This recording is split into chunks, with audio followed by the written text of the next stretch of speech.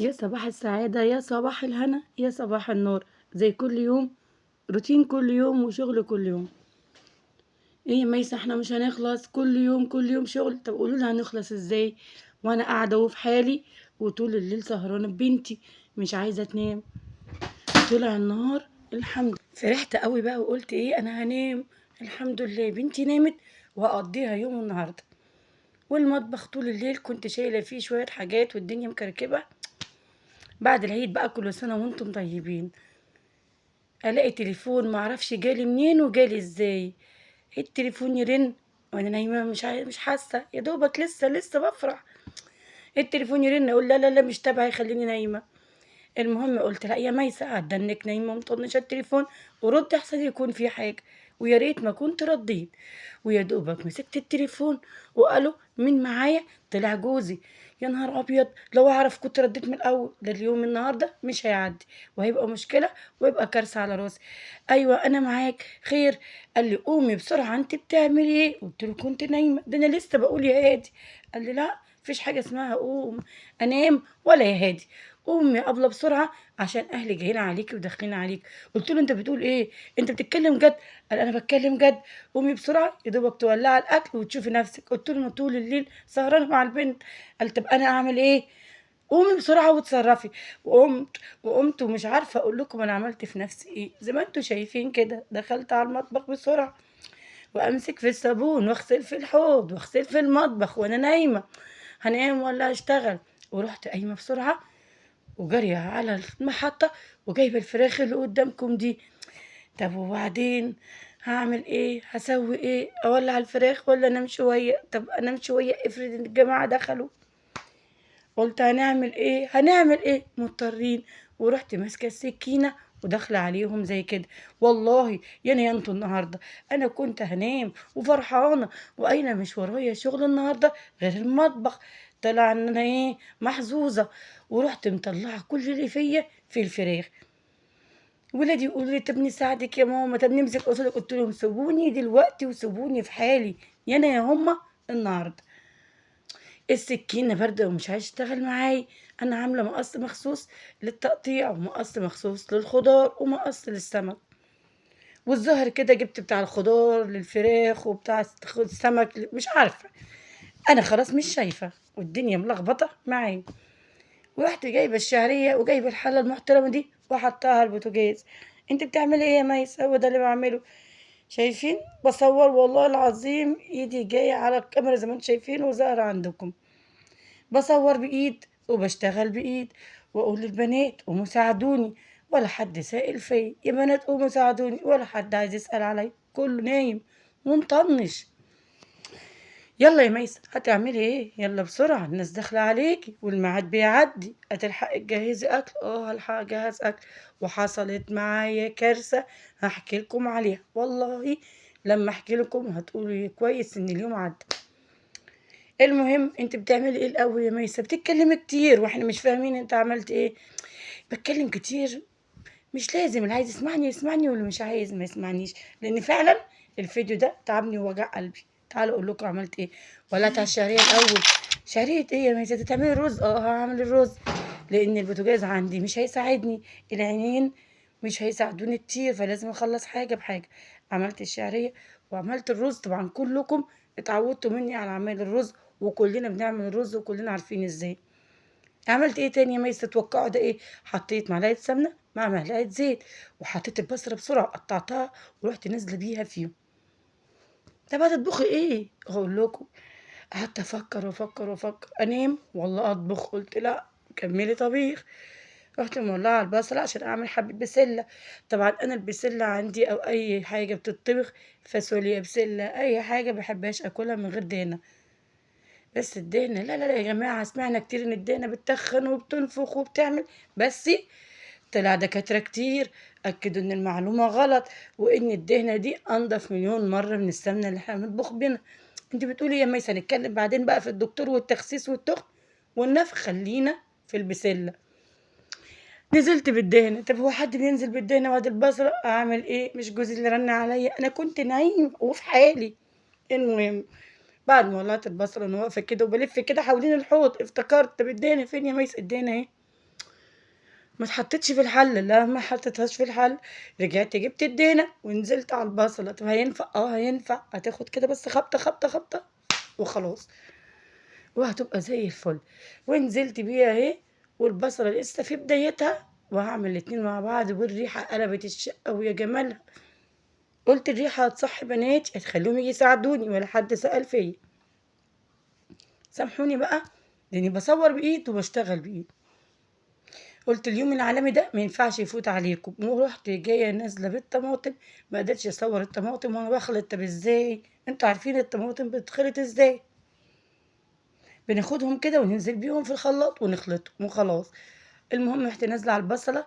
يعني ايه، اعتبروا اي حاجه مش عاجباكم في الفيديو بلاش ايه تقولوا عليها، وبلاش تكتبوا لي في التعليقات، لان انتوا شايفين الظروف انا فيها، ومتعودين مني ومتعودين ان انا على طول ببقى منظمه في اكلي. بس النهارده محدش يكلمني. المهم نزلت معلقه فلفل اسمر، ومعلقه ملح ابيض، ومعلقه كمون، ومعلقه قرفه، التوابل بتاعتنا دي. وقلت لها بقى اغلي اغلي انت مع نفسك. لما افتكر انا ما طبختش ايه، ده انتوا لسه ما تعرفوش بقيه الطبيخ. ده الطبيخ لسه فيه كتير، بس الفيديو كان هيبقى طويل، فنزلت لكم شويه من الطبيخ وسبت شويه تانيين لفيديو تاني. طب هعمل ايه؟ الفيديو طويل مش هتقدروا تتحملوه.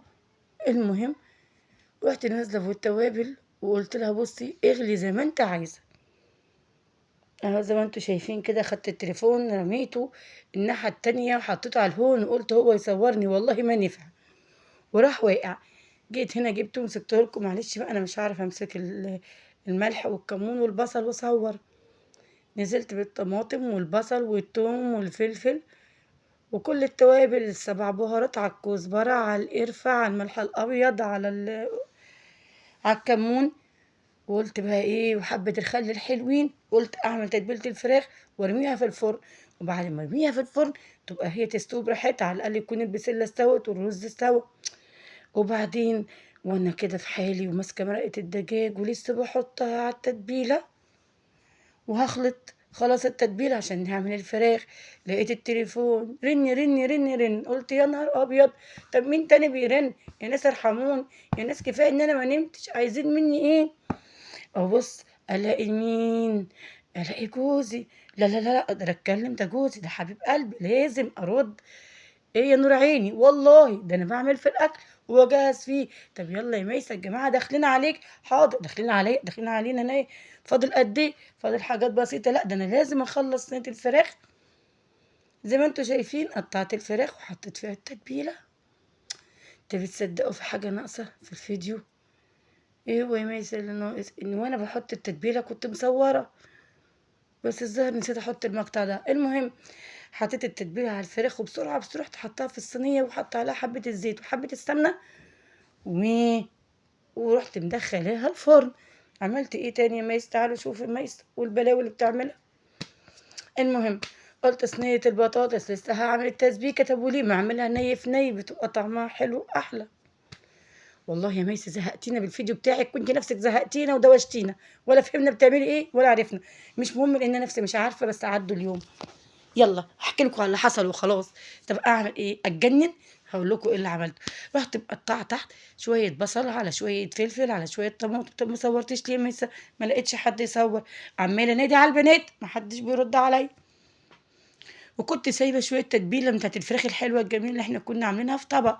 ورحت راجعه حاطه بطاطس وحاطه بصل وحاطه طماطم وحاطه فلفل.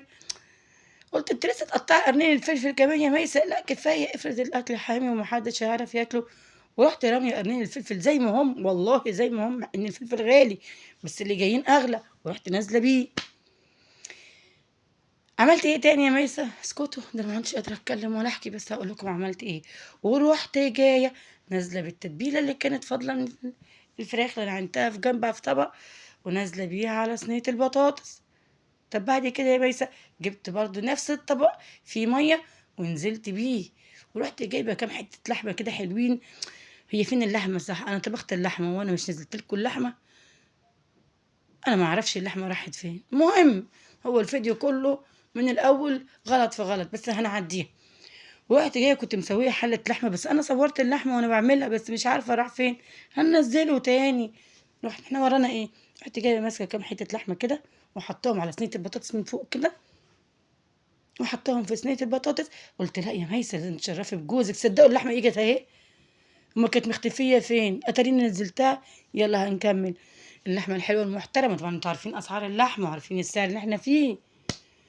ورحت كنت جايبه بقى 2 كيلو لحمه حلوين محترمين، وقلت قطعيهم يا ميسه، مش خساره في اهل جوزك، ده دول اللي غاليين، ده دول كل زياره ليهم لازم نشيلهم في عينينا من جوه، وجوزي متصل، يبقى لازم تتقطع تقطيعه حلوه كده وتتطبخ. بصراحه ومش هكدب عليكم، وانا بقطع في اللحمه شويه انام وشويه ايه ادوخ، شويه انام. يا بنتي يا ميسه اظبطي الدنيا، الناس جايه وداخله عليك ولازم تشرفي بجوزك قدام اهله. واروح ماسكه اللحمه بحته سكينه صغيره كده حلوه، دي الوحيده اللي حاميه عندي الحمد لله، أنا لقيتها قعدت الف عليها لما دخت، وقطع اللحمه قطع حلوه كده محترمه زي ما انتوا شايفينها. ورحت جايه واخده اللحمه دي بقى مقطعت وماسكاها، وقلت هوديكي فين، اعمل بيكي ايه، طب تصدقوا وانا بقطعها نسيت انا كنت هعمل فيها ايه. كويس ان اليوم هيعدي، ده انا ما قلتلكوش ايه الكارثه اللي حصلت. هقول لكم ايه اللي حصل. بعد ما جبت اللحمه وقطع ده زي ما انتوا شايفين، لقيت التليفون بيرن. هو في ايه النهارده يا جماعه، سيبوني في حالي، مين بيرن عليا؟ لاقي واحده من الجيران حبيبتي بترن عليا، عامله ايه يا ميسه، اخبارك إيه النهارده؟ قلت لها بصي انا مش عايزه حد يكلمني ولا يقول لي عامله ايه ولا يقول لي انت وحشه ولا حلوه، انا كويسه وزي الفل، ودلوقتي جاي عليا اهل جوزي وعايزه اطبخ ولازم اخلص الطبيخ. هتقعدي تحكي اللي حصل وعمل وسوى، يبقى مش هخلص وبيتي هيتخرب. بالله عليكي سيبيني، خليني اخلص اللي ورايا وبعد كده نتكلم براحتنا.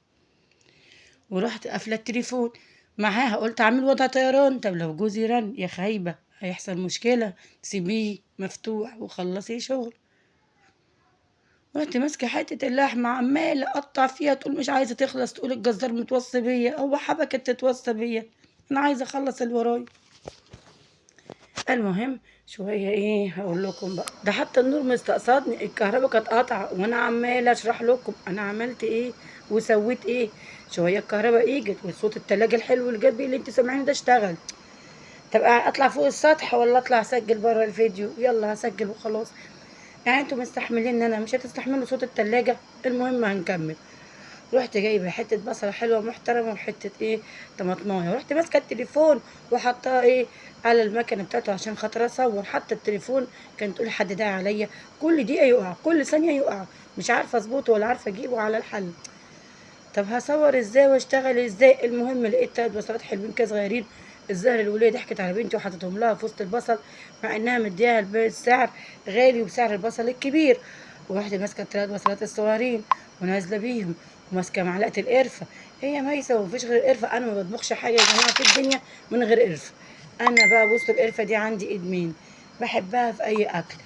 المهم رحت نازله بيها على اللحمه المحترمه وورق اللورة والحبهان. وتقولي الرسايل حبكت دلوقتي وانا بصور، مش بقول لكم محظوظ محظوظ؟ طب اعمل ايه؟ المهم ورحت نازله بكل مرقه الدجاج وبالتوابل وبكل حاجه. مرقه الدجاج على اللحم ميس، انا بحب مرقه الدجاج، بحبها في اي حاجه، محدش يسالني على حاجه النهارده، خلينا اخلص الفيديو وبعد كده قولوا لي انتوا عايزين تقولوه.